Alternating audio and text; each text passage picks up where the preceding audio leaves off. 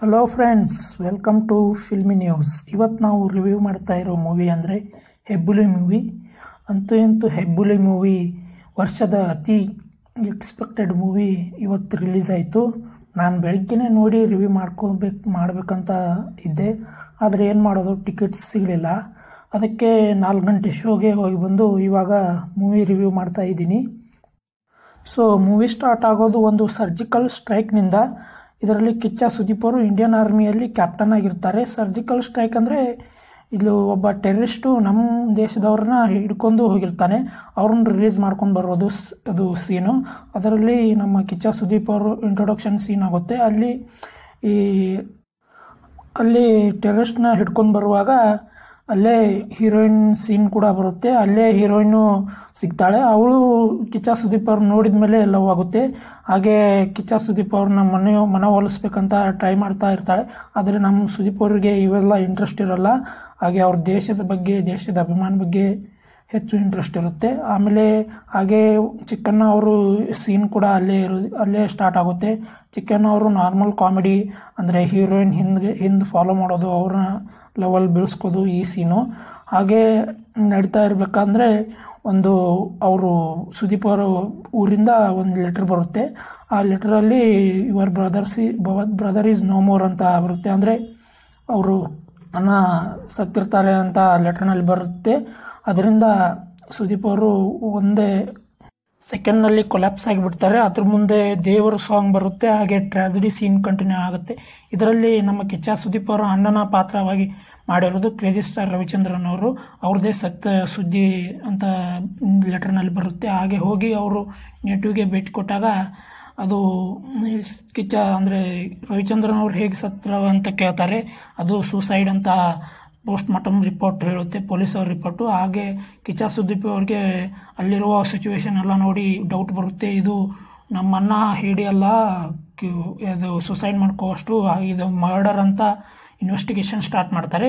ಹೀಗೆ story continue ಆಗುತ್ತೆ. ನಡು ಚಿಕ್ಕಣ್ಣವರ ಸ್ವಲ್ಪ ಕಾಮಿಡಿ, ಹಾಗೆ ಹೀರೋಯಿನ್ ಅವರು ಒಂದು ಲವ್ ಸೀನ್ಗಳೆಲ್ಲ ಬರುತ್ತೆ.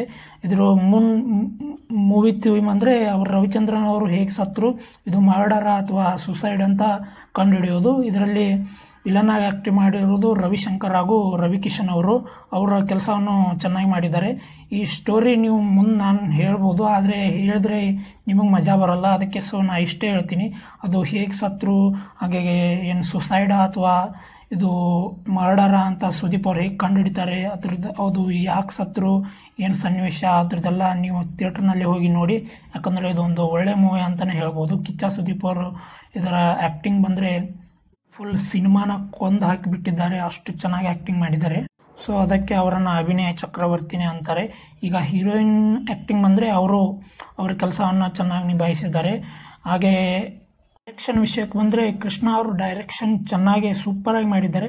ಆದರೆ ಸ್ಟೋರಿ ನಮಗೆ ಓಲ್ಡ್ ಅಂತ ಅನಿಸ್ತು. ಇದರಲ್ಲಿ ಏನೂ ಹೊಸದಿಲ್ಲ, ಒಂದು ಸಣ್ಣ ಸ್ಟೋರಿನೇ ಒಂದು ಚೆನ್ನಾಗಿ ಸೂಪರಾಗಿ ರೀಪ್ರೆಸೆಂಟೇಷನ್ ಮಾಡಿದ್ದಾರೆ. ಕೊರಿಯೋಗ್ರಫಿ ಆಗಿರ್ಬೋದು. ಆ್ಯಂಡ್ ಸಾಂಗ್ ವಿಷಯಕ್ಕೆ ಬಂದರೆ ಸಾಂಗ್ ಅಂದರೆ plus point, movie plus point ಅಂದರೆ ಸಾಂಗು, ಲೊಕೇಶನು. ಆ್ಯಂಡ್ ಇದೊಂಥರ ಪಕ್ಕಾ ಬಾಲಿವುಡ್ ಮೂವಿ ಥರನೇ ಕಾಣಿಸುತ್ತೆ ನಿಮಗೆ. ಎಲ್ಲೂ ಕನ್ನಡ ಮೂವಿ ಫುಲ್ ಟೆಕ್ನಿಕಲ್ ಎಲ್ಲ ಫುಲ್ ಡೆವಲಪ್ ಮಾಡ್ಕೊಂಡಿದ್ದಾರೆ ಮೂವಿನಲ್ಲಿ. ಹಾಗೆ ಫೈಟ್ ಸೀನ್ ವಿಷಯಕ್ಕೆ ಬಂದರೆ ಅದಂದು ದೂಸರ ಮಾತೇ ಇಲ್ಲ. ಸುದೀಪ್ ಅವರ ಫೈಟ್ ಸೀನ್ ನಿಮ್ಗೆ ಗೊತ್ತಿದೆ. ಹಾಗೆ ಮೂವಿ ಪ್ಲಸ್ ಪಾಯಿಂಟ್ಸ್ ಅಂದರೆ ಏನಪ್ಪ, ಸುದೀಪ್ ಅವ್ರ ಆ್ಯಕ್ಟಿಂಗು. ಆ್ಯಂಡ್ ಪ್ಲಸ್ ಇನ್ನೊಂದು ಮುಖ್ಯವಾದ ಪ್ಲಸ್ ಪಾಯಿಂಟ್ ಅಂದರೆ ಫಿಲ್ಮ್ ಬಿ ಜಿ ಎಮ್ ಅಂತೂ ಅಲ್ಟಿಮೇಟ್ BGM ಕೊಟ್ಟಿದ್ದಾರೆ. ಹಾಗೆ ಮತ್ತು ಇವಾಗ ಫಿಲ್ಮ್ದು ನೆಗೆಟಿವ್ ಪಾಯಿಂಟ್ಸ್ ಅಂದರೆ ಕಾಮಿಡಿ ಅಷ್ಟಕ್ಕಷ್ಟೇ. ಚಿಕ್ಕಣ್ಣ ಅವರು ಆಟ ಕುಂಟ ಲೆಕ್ಕಕ್ಕಿಲ್ಲ. ಹಾಗೆ ಇನ್ನೂ ವಿಲನ್ಸ್ 5 ಜನ ವಿಲನ್ಸ್ ಇದ್ದಾರೆ. ಇನ್ನೂ ವಿಲನ್ಸ್ ಅವರು ಪವರ್ ಇನ್ನೊಂದು ಸ್ವಲ್ಪ ಹೆಚ್ಚು ಯೂಸ್ ಮಾಡ್ಕೋಬೇಕಂತ ನಾನು ಅನಿಸಿಕೆ ಇತ್ತು. ಯಾಕಂದರೆ ಸುದೀಪ್ ಅವ್ರ ಮುಂದೆ ಅದು ಅವ್ರ ಕದರ್ ಮುಂದೆ ಒಂದು ಸ್ವಲ್ಪ ವಿಲನ್ಸ್ ಪವರ್ ಕಡಿಮೆ ಆಯ್ತು ಅಂತ ಅನಿಸುತ್ತೆ. ಯಾಕಂದರೆ ಇದು ಹೆಬ್ಬುಲಿ ಟೈಟಲ್ಗೆ ಒಂದು ಸ್ವಲ್ಪ ವಿಲನ್ ಪವರ್ ಕಡಿಮೆ ಆಯ್ತು ಅಂತಲೇ ಹೇಳ್ಬೋದು. ಹಾಗೆ ಮೂವಿನಲ್ಲಿ ಇನ್ನಷ್ಟು ಸ್ಟೋರಿ ಇನ್ಕ್ಲೂಡ್ ಮಾಡಬೇಕಾಗಿತ್ತು. ಅದೇ ಒಂದು ಲೈನ್ನಲ್ಲಿ ಅಂದರೆ ಸಸ್ಪೆನ್ಸ್ ಇರೋಲ್ಲ, ಅಂದರೆ ನಿಮ್ಗೆ ಸ್ಟೋರಿ ಏನಂತ ಗೊತ್ತಾಗ್ತಾ ಹೋಗುತ್ತೆ. ಅದೊಂದು ಸ್ವಲ್ಪ ಮೇಂಟೈನ್ ಮಾಡಬೇಕಾಗಿತ್ತು, ಸಸ್ಪೆನ್ಸು. ಸೊ ಓವರಾಲ್ ನೀವು ಕಿಚ್ಚ ಸುದೀಪ್ ಫ್ಯಾನ್ಸ್ ವ್ಯೂವರ್ ಆಗಿ ನೋಡಿದರೆ ನೀವು ಸ್ಟಾರ್ 4 ಕೊಡ್ತೀವಿ. ಹಾಗೆ ನೀವು ಕನ್ನಡ ಮೂವೀಸ್ ವ್ಯೂವರ್ ಆಗಿ ನೋಡಿದರೆ ನಾನು ಕೊಡೋ ರಿವ್ಯೂ ಅಂದರೆ 3.5 ರೇಟಿಂಗು. ಹಾಗೆ ಇದು ನನ್ನ ಅಭಿಪ್ರಾಯ, ನಿಮ್ಮದು ಬೇರೆ ಬೇರೆ ಅಭಿಪ್ರಾಯ ಇರುತ್ತೆ. ನಾ ರಿಕ್ವೆಸ್ಟ್ ಮಾಡ್ಕೋದಂದರೆ ಎಲ್ಲರೂ ಹೋಗಿ ಈ ಮೂವಿನ ನೋಡಿ ನಿಮ್ಮ ರಿವ್ಯೂನ ಅಂದರೆ ನಿಮ್ಮ ಅನಿಸಿಕೆನ ನಮ್ಮ ಕಮೆಂಟ್ ಬಾಕ್ಸಲ್ಲಿ ತಿಳಿಸಿ. ಹಾಗೆ ಕನ್ನಡ ಮೂವಿನ ಬೆಳೆಸಿ.